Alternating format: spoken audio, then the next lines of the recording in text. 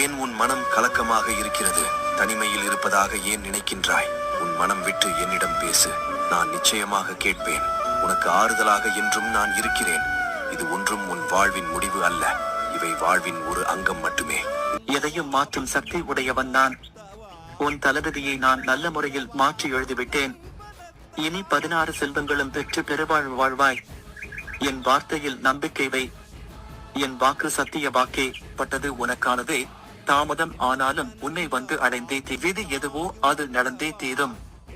கதை கலங்கி நிற்கத்தான் வேண்டும் சில காலம். மதி என்ற அதை பயன்படுத்தி துதிசை சிவத்தை சிறப்படைவாய். நீ வாழ்ந்து காட்டுவாய். என்னை மனதார நினைக்கும் பக்தனை நான் கைவிட்டதில்லை. இன்று எந்த அளவிற்கு கஷ்டத்தை அனுபவிக்கிறாயோ அதை விட அதிகமான மகிழ்ச்சியை அனுபவிக்கப் போகிறாய் என்பதையும் மறவாதே. நீ என்னிடம் வைத்த பிரார்த்தனைகள் நிச்சயம் வீண் போகாது.